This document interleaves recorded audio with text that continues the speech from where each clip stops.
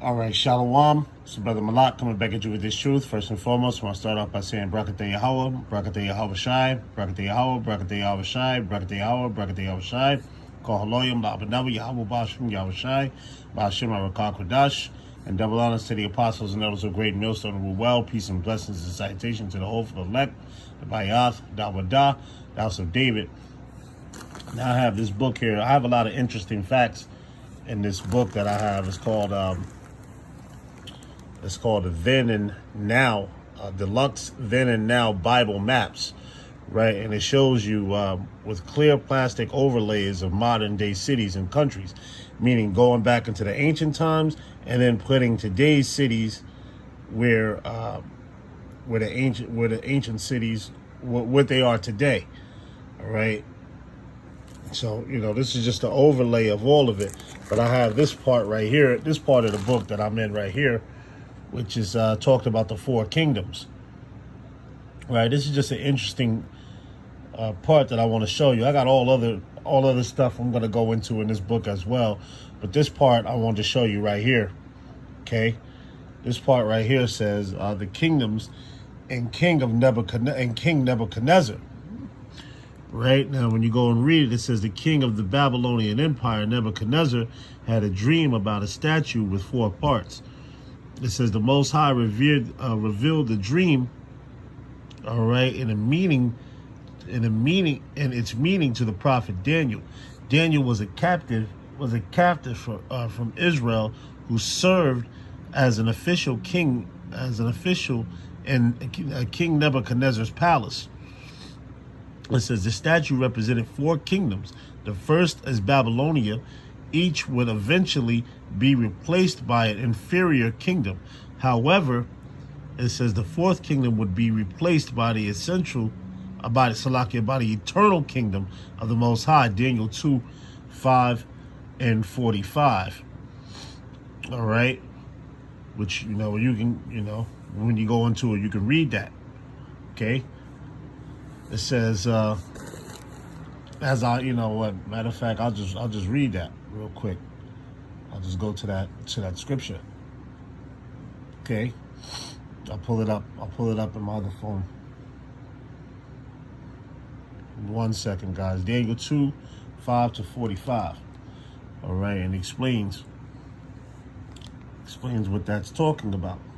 Now, we've read this many of times. Brothers went into the history, because history is very important. Daniel 2:5 and 45, all the way to 45. All right, it says, Daniel 2:5, it says, the king answered and said to the Chaldeans, the thing is gone from me, if ye will not make known unto me the dream with the interpretation thereof, ye shall be cut in pieces, and your horses shall be made in a dunghill. All right, but if ye show the dream and the interpretation thereof, you shall receive of me gifts and rewards and great honor. Therefore show me the dream and the interpretation thereof.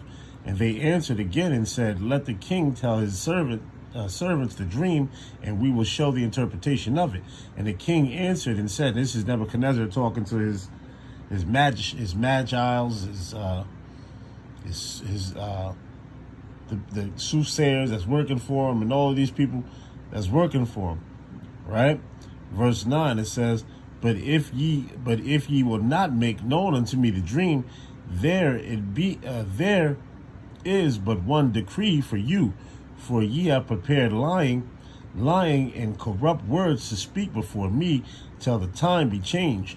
It says, therefore tell me the dream, and I shall know that ye can show me the interpretation thereof. The Chaldeans answered before the king. See, these are Chaldeans, which is, when you go into the word Chaldeans, right? Let's go into that word. Chaldeans. It says clod breakers. All right, the inhabitants of Chaldea, living on a lower Euphrates and the Tigris. All right. Okay. All right. When you go into the Chaldeans, and then when you break that Let's go into the word clod. Okay, let's go into the word clod. Hold on, brothers. Hold on. Give me 1 second. Let's see what the word clod means.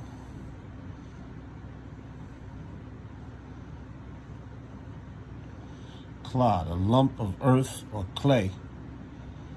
A stupid person, often used as a general term of abuse. A fool, an idiot, an ass. All right, and these are all what it's saying.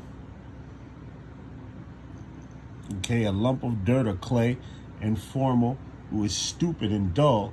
Some of the dull, see the dull definition for clod. Okay, and that's what it gives you. All right, that's what it gives you. Merriam-Webster Dictionary. And that's exactly what it gives you here in the Merriam-Webster Dictionary. Okay, but now, where was I at? Let's go back and read a little bit more of that Daniel 2. All right, that Daniel 2 and 10, it says, the Chaldeans answered before the king and said, there is not a man upon the earth that can show the king's matter. Therefore there is no king, Lord, nor ruler that ask such things as any magician or astrologer or Chaldean. All right, it says Chaldean.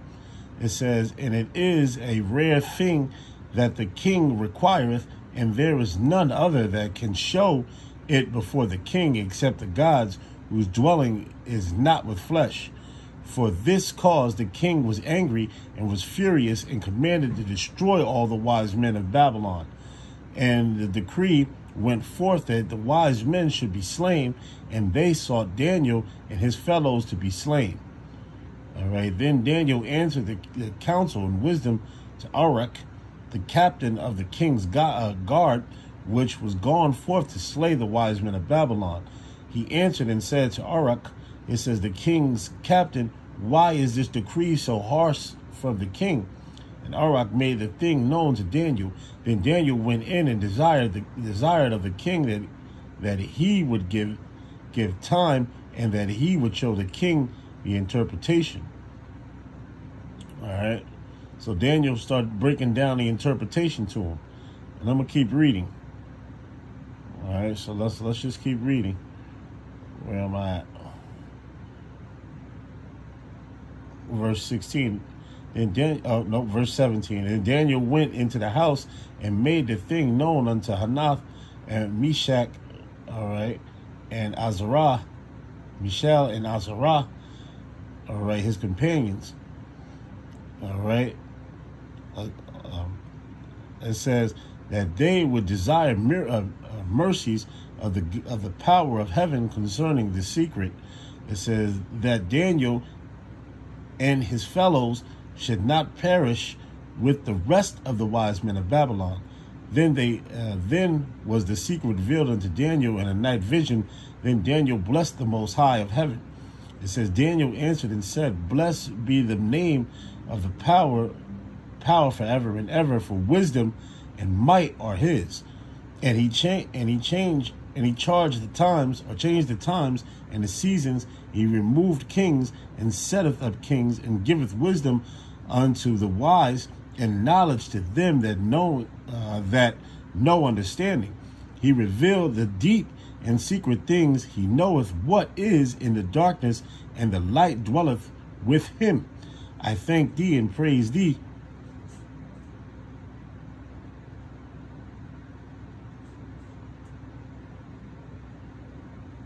I thank thee and praise thee.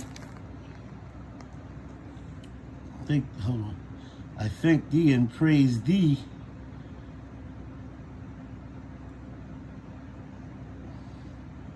Salakia. Lost my spot. It says, I thank thee and praise thee, O thy power of my fathers, who has given me wisdom and might and hast made known unto me now what we desired of thee. For thou hast now made known unto us the king's matter.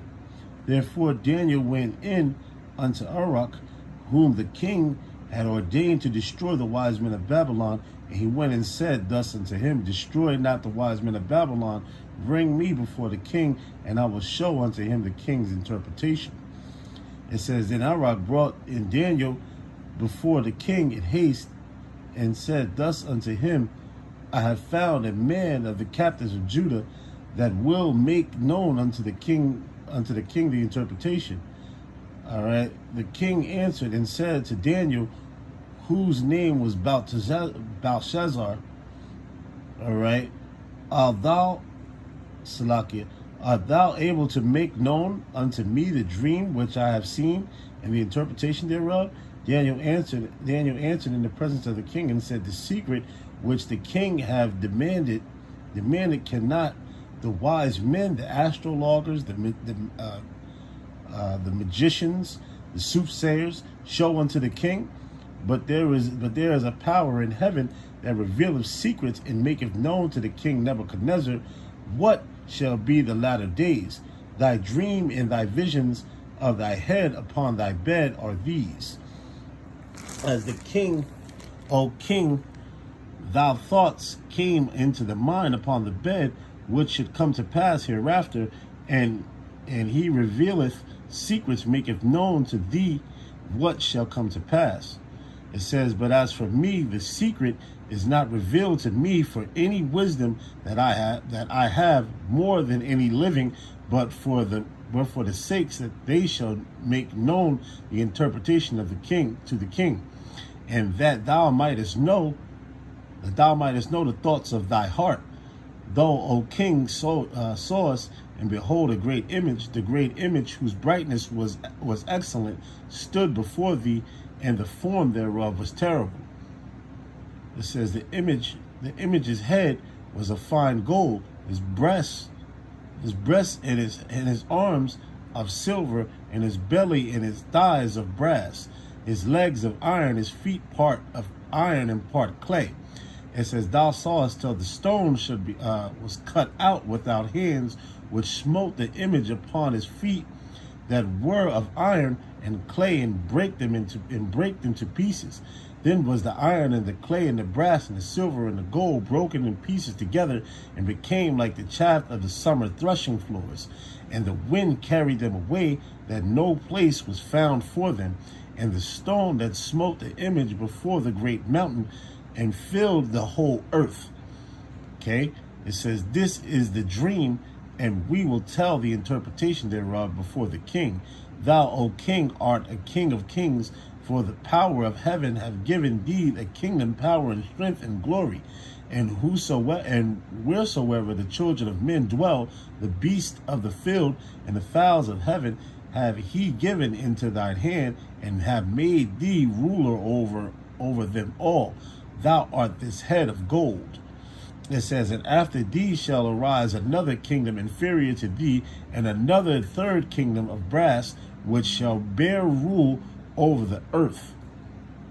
It says, all right, so pretty much you see what I have right here, what I'm reading about. This is what all I'm reading about. Okay. This is what all I'm reading about. All right, verse 40. It says, And the fourth kingdom shall be as strong as iron, for as much as iron breaketh in pieces, and subdueth all things, as iron that breaketh all these, shall it break in pieces and bruise. And whereas thou sawest the feet and toes part of potter's clay and part of iron, the kingdom shall be divided, but there shall be in it of the strength of the iron, for as much as thou sawest iron mixed with miry clay. It says, And as the toes of the feet were part of iron and part of clay, so the kingdom shall be partly strong and partly broken. And whereas thou sawest iron mixed with miry clay, they shall mingle themselves with the seed of men, but they shall not cleave one to another, even as iron is not mixed with clay. Verse 44, and it says, and in the days of these kings shall the power of heaven set up a kingdom which shall never be destroyed, and the kingdom shall not be left to another people, but it shall break in pieces and consume all these kingdoms, and it shall stand forever. It shall stand forever. All right. 45, it says, for as much as thou sawest the stone was cut out of the mountain without hands, and that it break in pieces the iron and brass and the clay, the silver and the gold, and the great power have made known to the king what shall come to pass hereafter, and the dream it is certain, and the interpretation thereof sure. Okay, so that's all the way up to verse 45 that I read. Daniel 2, verses 5 to 45. Okay, all right, so let's get back into this here. All right. Okay, so as I read here,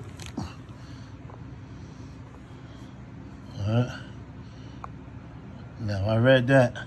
So let's read right here. 63 years later, Daniel had a vision about 4 great beasts, a lion with wings, a bear, and a leopard with 4 heads. Okay, and a terrifying, powerful beast with 10 horns. So when you read about it, it breaks it all down here. I have it, but I'm just reading it. It says the vision has a similar meaning to Nebuchadnezzar's dream. And it says, in Daniel's vision, the Most High take away the power of the beast, the Son of Man, Yahushua the Hamashiach, is given all authority and sets up an everlasting kingdom, Daniel 7. So yeah, we all know this. You know, if you brothers, you know, the brothers who've been in this truth for a long time, such as myself and such as other brothers, we all know the breakdown of, you know, Daniel, okay, the 7th chapter. And we all understand that breakdown, okay, and going into Daniel, the 2nd chapter, and understanding that. But see, this is what they have here. I'm just going to show you brothers here. You know, when you read it, you know, you can read these things. You can read these things right here. Gives you scriptures. Okay, gives you scriptures. Right here, I'm just going to go right across here. See, that's the statue, Daniel 2. Daniel's vision in Daniel 7. All right, this is all history. Okay. And those 3 ribs of that bear was talking about Cyrus the Great.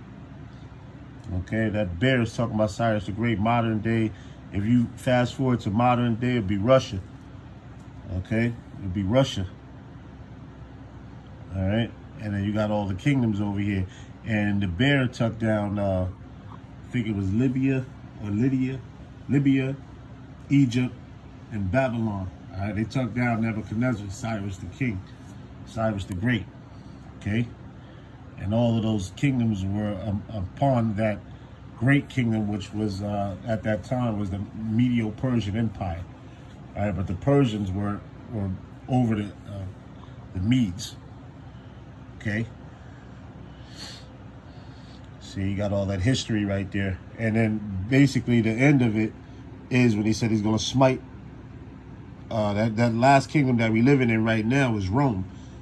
All right, the Roman Empire revitalized all over again, which is today Babylon the Great, the daughter of Babylon the Great, which is America. Okay, when you break it down, which came back as NATO in the EU. All right, which was set up. Okay, that's when we living in the miry clay, the part of the toes, iron and clay. Okay, partly strong, partly broken, and then obviously, you know, Yahushua is going to return, and he's going to set up the kingdom of heaven on earth, and it's going to be eternal for the children of Israel. Okay, and we're gonna rule here with an iron fist forever. Okay, keeping the law, statutes, and commandments. All the nations are going to be in slavery unto us. Now, I just want to jump down here to the part where Yahushua, or in his vision of coming back. Okay, it says a stone cut from a mountain. All right, it says in Nebuchadnezzar's dream, a stone was cut out, not by human hands, and struck the statue on its feet and break it into pieces.